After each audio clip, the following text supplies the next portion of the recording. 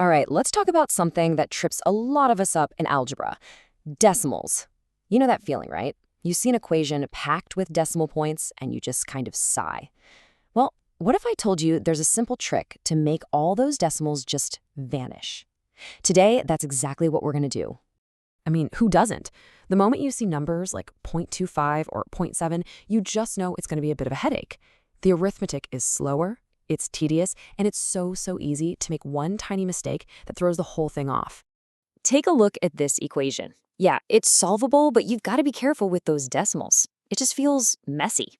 But what if we could magically turn this into a clean, simple equation with only whole numbers? Well, you can, and I'm going to show you exactly how. So here's our game plan for the next few minutes. We'll start with why decimals are such a pain. Then I'll show you the power of 10 trick. We'll work through a few examples together. I'll point out some common mistakes so you don't make them. And finally, we'll see why this little skill is actually a pretty big deal in the real world. Let's do it. So what's the big deal with decimals anyway?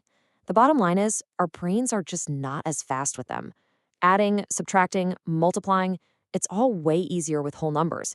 It's so easy to put a decimal point in the wrong place and get a completely wrong answer. But here it is, the secret weapon. This is a strategy that lets you completely and totally legally wipe out every single decimal in an equation before you even start solving. And it all comes down to the simple power of 10. The strategy is honestly this simple. You just scan the whole equation, find the one number that has the most digits after the decimal point, and that one number tells you exactly what to do next. That's the key.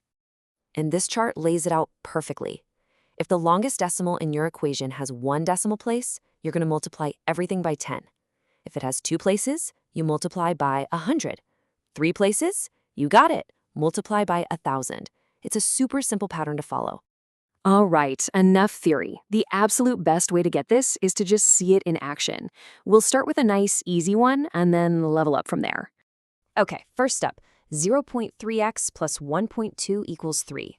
We look at our terms. Both 0.3 and 1.2 have just one decimal place.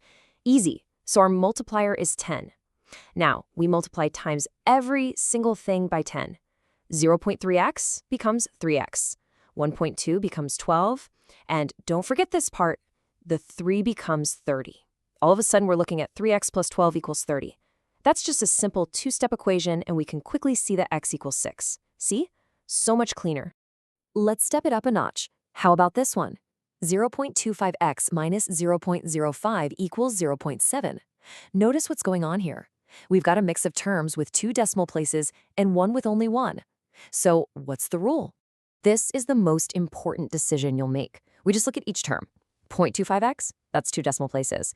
0.05, 2 places again. But 0.7 only has 1. The rule is simple. You go with the biggest one. The max is 2.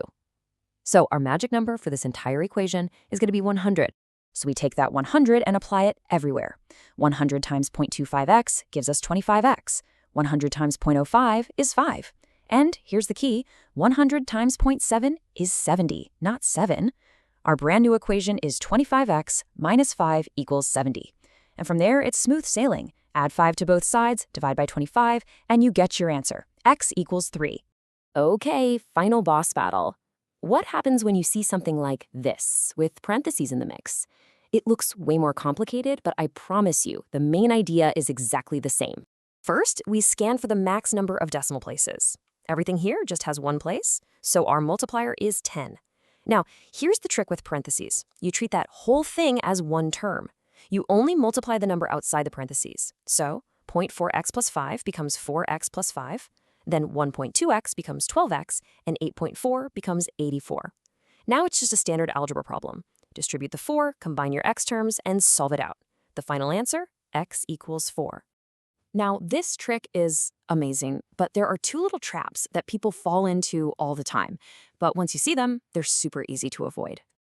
First up is what I call the missing zero. This happens when you have to multiply a number with one decimal spot, like 0.7, by 100.